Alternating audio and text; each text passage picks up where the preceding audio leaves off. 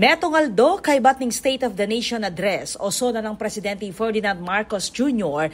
may gumpisana ing distribusyon ning 20 pesos sa kilong abyas, king bayong programa a benteng bigas, meron na.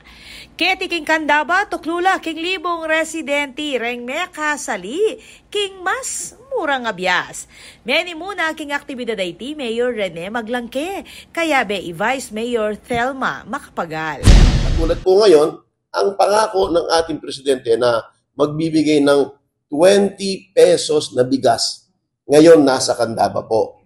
Na 1,000 mga taga-Candambeño ang makakabili ng 10 kilo na tig 20 pesos lang. Kahapon po, SONA at binanggit ng presidente natin at ito'y naging katuparan na at naramdaman ng mga taga-Candaba. Kaya nagpapasalamat ako sa mahal nating presidente, kay President Bongbong Marcos at siyempre kay Secretary Kiko Laurel sa mabilis niyang aksyon na kaagad dahil binaha kami, pinadala kaagad dito yung 20 pesos na per kilo na bigas na nakita ko na maputi at sinasabi nila pag niluto mo ito, masarap naman. At sa experience ko, pag bumaba na yung tubig at lumitaw yung mga palayan namin, kaagad may dumating ng taga Department of Agriculture dito na nag-inspect na binibigyan kami kaagad ng libreng binhi para makapagtanim yung mga magsasaka namin na tinamaan dito.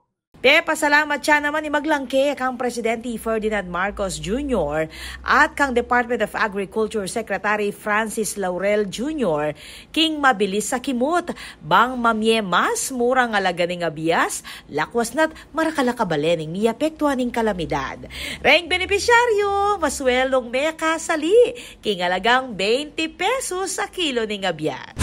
Maragulya pong bagay kasi, kami pong pakakalulo, 50 pesos po yung kaya, yung regular price. Kaya ini pong 20 pesos yun, maragulya pong ginhawa kaya kami. Dahil po salamat mo rin karetang memo kanini. Ay maragulya pong bagay, kaya pong kalulong-kalupa mi. Kasi po, antimo kanya makalbugla po rin kareng baryo mi po, kailangan dito. Ako po, Patricia Mamangon para King News Force Pampanga. Balitang tutuking Balen, Susuyo.